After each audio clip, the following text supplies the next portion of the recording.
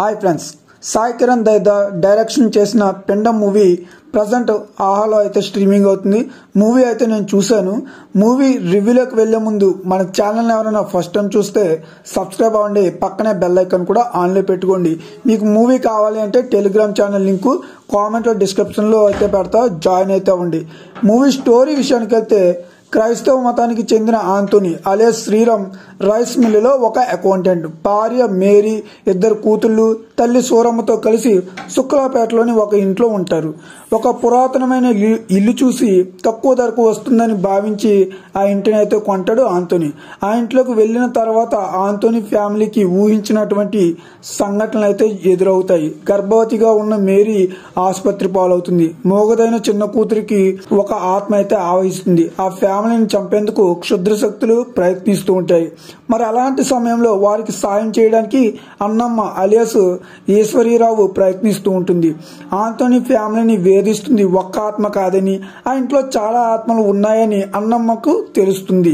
అసలు ఆ ఆత్మల కథేంటి, వాళ్ళు ఎలా చనిపోయారు, ఆంటోనీ ఆ పురాతన ఇంటిని ఎందుకు కొనాల్సి వచ్చింది, ఆ ఇంట్లో అంతకు ముందు ఏం జరిగింది, ఆ ఇంటి నుంచి ఆత్మలను బయటకు పంపించడానికి అన్నమ్మ ఏం ప్రయత్నాలు చేసింది, చిన్న కూతురు తారను ఆవహించిన ఆత్మను వదిలించే క్రమంలో అన్నమ్మకు ఎదురైన సమస్యలేంటి, చివరికి ఆంటోనీ ఫ్యామిలీని అన్నమ్మ ఏ విధంగా కాపాడింది, 1932లో జరిగిన ఈ సంఘటన గురించి తెలుసుకునేందుకు లోక్నాథ్ అంటే అవసరాల శ్రీనివాస్ ఎందుకు ఆసక్తి చూపుతున్నాడు, ఇలాంటి చాలాన్ని ప్రశ్నలకు ఆన్సర్ తెలియాలి అంటే ఖచ్చితంగా మీరు పిండం మూవీ అయితే చూడాలి.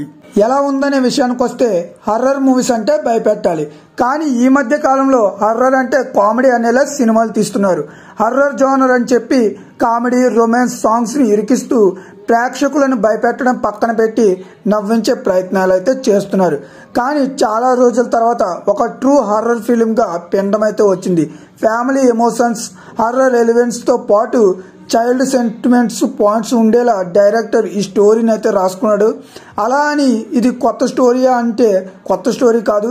చాలా హర్రర్ మూవీస్లో చూసినవే ఈ సినిమాలో కూడా ఉంటాయి. కానీ స్క్రీన్ ప్లేతో దర్శకుడు ఒక ఆట ఆడుకున్నాడని చెప్పుకోవచ్చు. ఈ కథ 1992లో ప్రారంభమై 1932లో జరుగుతూ ఉంటుంది. ఒక భయంకరమైన ఒక సిచ్యువేషన్ జరిగినప్పుడు అన్నమ్మ పాత్ర ఎంట్రీ అయితే ఉంటుంది.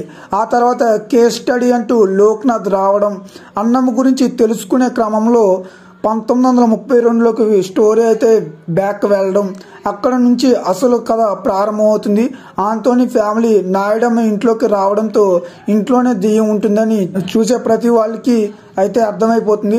అయితే అసలు ఆ దెయ్యం ఎవరు, అది ఎవరిని ఆవహించిందనే సస్పెన్స్ మాత్రం ఇంటర్వెల్ వరకు అలా మెయింటైన్ చేశారు. ఇంటర్వెల్ ట్విస్ట్ సెకండ్ హాఫ్ పై ఆసక్తిని అయితే పెంచే విధంగా ఉంది. ఫ్లాష్ బ్యాక్ స్టోరీ మాత్రం హార్ట్ టచింగ్ అయితే ఉంటుంది.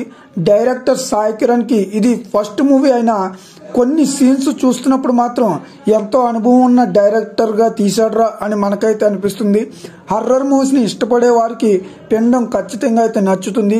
కథ రొటీన్ గా ఉన్న కొన్ని సన్నివేశాలు మాత్రం చాలా అంటే చాలా భయపడతాయి.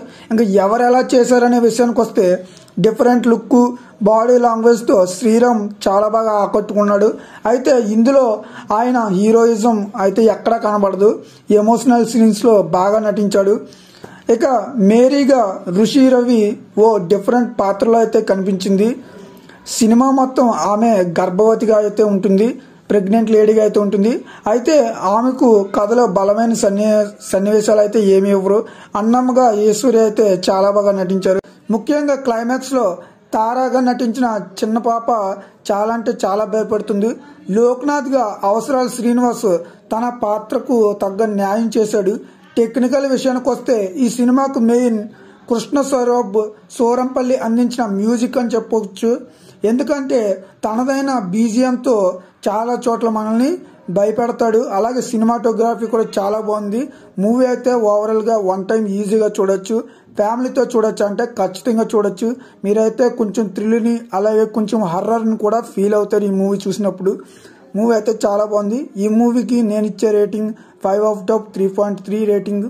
మరి నా ఎక్స్ప్లెనేషన్ నచ్చితే లైక్ చేయండి, షేర్ చేయండి, అలాగే సబ్స్క్రైబ్ చేసుకుని పక్కనే బెల్ ఐకాన్ ఉంటుంది, ఆన్లో అయితే పెట్టుకోండి.